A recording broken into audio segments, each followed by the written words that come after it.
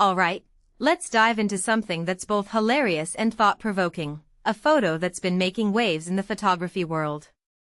Imagine this, a kid, sitting in his room, trying to focus on an online class during the pandemic, and who decides to crash the party? 3 curious monkeys, perched right outside his window, basically attending the class with him. This isn't just a funny moment, it's a snapshot of how our lives intersect with wildlife in the most unexpected ways.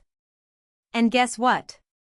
This photo, titled Monkeys in the Window, was highly commended in the 2025 Living with Wildlife Photography competition. Personally, I think what makes this image so powerful is its simplicity. It's not just about the humor, it's about the story it tells, how nature finds a way to remind us it's always there, even in our most mundane moments. Now, let's talk about the photographer, Manas Khasnabish. His work stands out because it doesn't feel staged or forced. It's raw, it's real, and it captures a moment that's both relatable and surreal. What many people don't realize is how challenging it is to capture these kinds of interactions without disrupting the scene.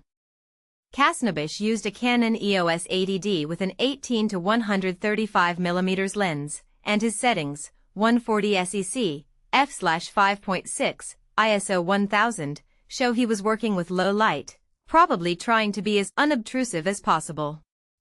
This raises a deeper question: how do we document these moments without altering them? It's a fine line, and Khasnabish nails it.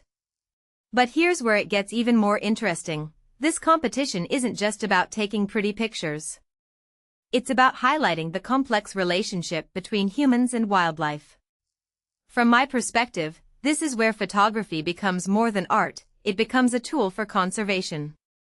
The competition's categories, like Life on the Edge, where people and wildlife meet, force us to think about how we coexist with animals, especially in a world where habitats are shrinking. What this really suggests is that we're not separate from nature, we're part of it, whether we like it or not. Now, if you're a photographer, this is your chance to shine. The competition is open until August 16th, and they're looking for authentic, respectful, and powerful images. No staged shots, no heavy editing, just real moments. What makes this really interesting is the prize. Not only do you get cash, but you also get to donate part of it to a community-based initiative. Plus, a trip to South Africa for the awards? That's a once-in-a-lifetime opportunity. But here's the catch, it's not just about winning. It's about contributing to a larger conversation about conservation. If you take a step back and think about it, every photo submitted becomes a piece of a global narrative. One thing that immediately stands out is how this competition challenges us to rethink our relationship with wildlife. It's not just about capturing a beautiful bird or a majestic lion, it's about showing the everyday interactions that often go unnoticed.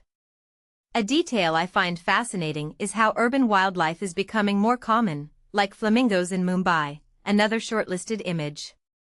This isn't just a trend, it's a sign of how animals are adapting to our encroachment on their habitats. Personally, I think this is both inspiring and alarming. It shows resilience, but it also reminds us of the consequences of our actions. So, here's my closing thought: photography has the power to change perspectives. Whether you're a pro or just starting out, this competition is a chance to tell a story that matters. And who knows?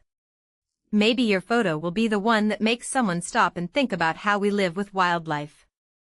In my opinion, that's what makes this more than just a contest, it's a movement.